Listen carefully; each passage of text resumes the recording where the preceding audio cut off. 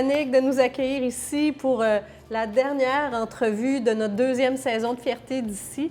Alors, tu es notre cerise sur le Sunday. Oh mon Dieu, t'es donc bien gentil. Merci beaucoup.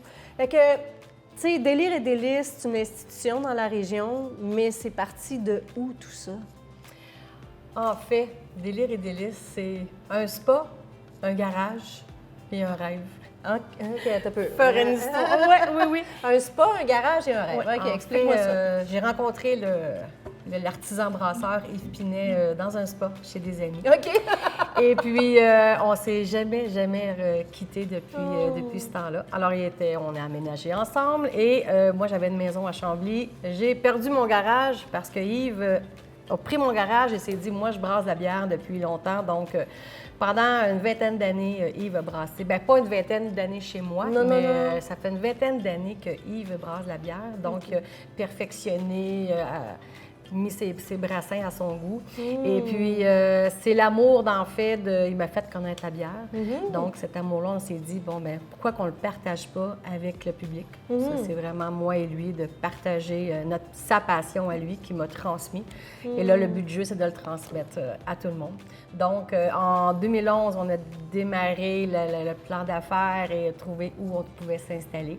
Et en 2016, à Chambly, dans le centre-ville de Chambly, sur un site vraiment enchanteur avec le bassin. Donc, on a ouvert la microbrasserie Délire et Délices. Wow! Mais là, tu as coupé ça court. Écoute, on a fait nos recherches. Tu as quand même, toi, c'est pas ça ta formation du tout, là, ça n'a rien à voir. Tu n'étais pas une entrepreneur à la base, là. Non, pas du tout. Qu'est-ce que tu as fait pour justement... Tu sais, c'est un gros step quand même, là. Le spa, là, c'est rapide, là. Ah ouais, le spa, le garage. Mais tu as été étudier un peu pour devenir entrepreneur? En effet, tu as bien raison. Écoute, souvent on s'oublie, hein, puis on met les autres. Quand on a décidé vraiment de mettre en valeur les bières à Yves, bon, j'ai été suivre un cours de jeune entrepreneur à Montréal. Donc déjà, moi, je travaille dans un laboratoire qui est vraiment fermé, barré. Donc, on à Sainte-Justine. À Sainte-Justine, oui, donc coordonnatrice du laboratoire des moustaches à Sainte-Justine. Par les soirs, j'ai suivi un cours pour faire justement le plan d'affaires et connaître un peu c'est quoi la vie, c'est quoi être entrepreneur, qu'est-ce que ça l'apporte. Donc, j'ai trouvé ça vraiment enrichissant et c'est un côté que je ne connaissais pas. Et à long terme, bien, je peux dire que je suis vraiment bien dans de côtoyer ce rôle-là et de partager toute notre passion avec le public. Donc là, on revient. Oui. 2016, vous avez trouvé l'endroit, le lieu est fabuleux, on va se le dire. C'est quoi exactement comme endroit? Ça porte une histoire déjà à la base. Oui, vous allez voir, avec le temps, quand on a développé ici, c'est sûr qu'on a la passion de la bière, on a la passion de la culture. Et cette maison-là, vraiment, est venue me chercher. Bon, ici, on est dans la maison de Gaby Bernier, donc la Coco Chanel des Québécois. Alors, c'est une maison qui a été construite en 1896 et Gaby est aménagée avec ses parents en 1905. OK.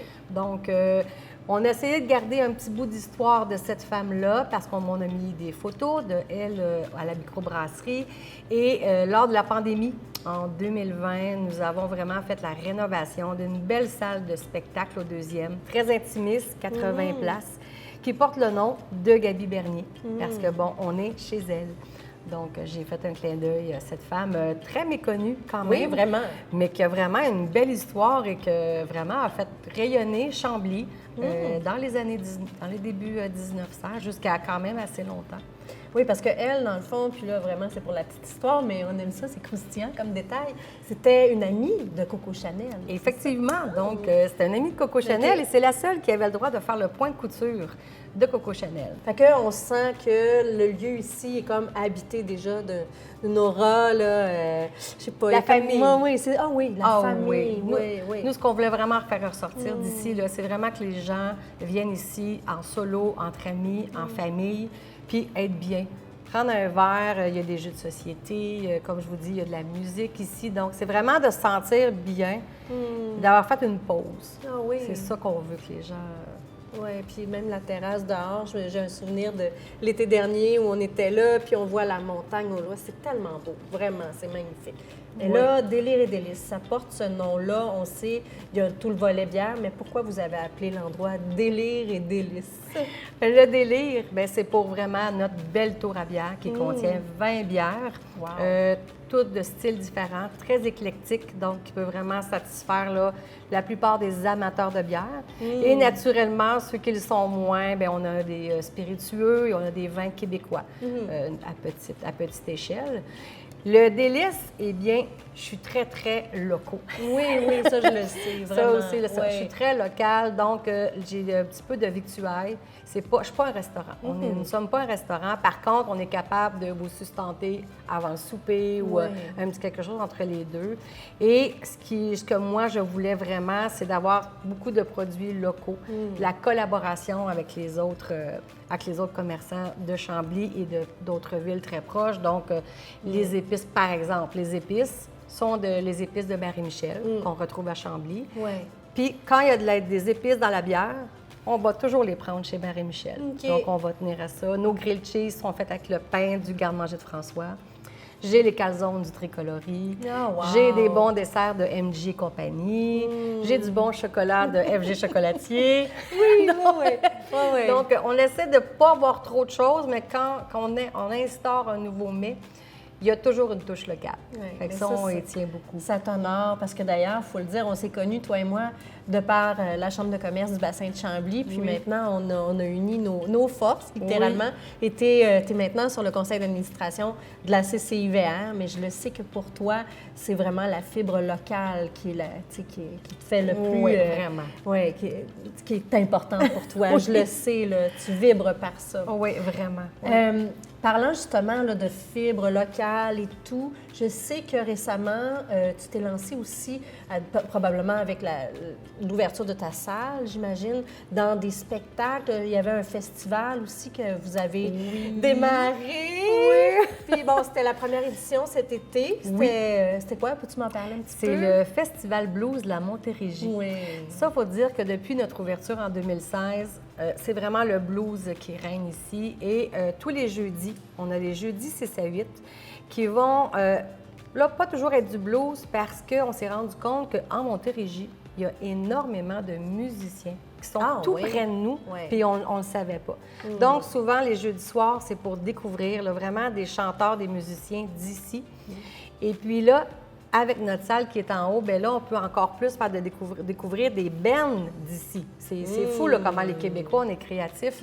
Et là, je le découvre beaucoup avec ça.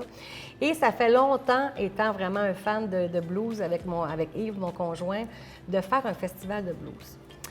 Et là, on s'est dit, ça serait tellement hot, il y a tellement de monde qui vont un peu partout, mais il n'y en a pas, Donc, comme premier essai, on en a fait un, Délire et délices, première édition, Festival de blues, qui a été un succès incroyable.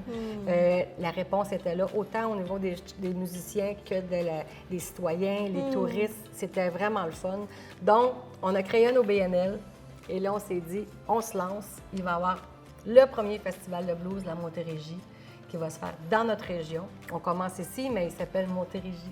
Donc, on peut aller pas mal partout. Oh mon Dieu, Annick, quelle femme fascinante tu es, vraiment. On est chanceux. Non, mais pour vrai. Donc, Annick, tu le sais, l'émission s'appelle Fierté d'ici. Ce serait quoi pour toi, ta plus grande fierté?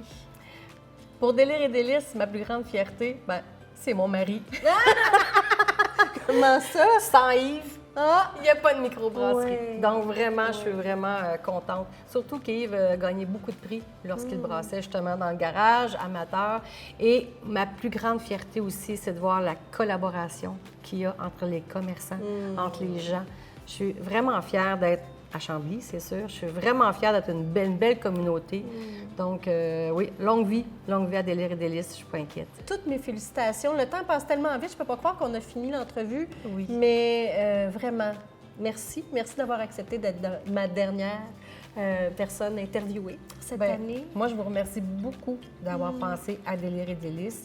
C'est une belle porte que vous nous ouvrez pour faire découvrir encore aux gens qu'il y a plein de potentiel au niveau culturel, bière, victuaire, dans la région. Tout à fait. Oui, merci beaucoup. Merci. Puis à vous, peut-être à une prochaine édition.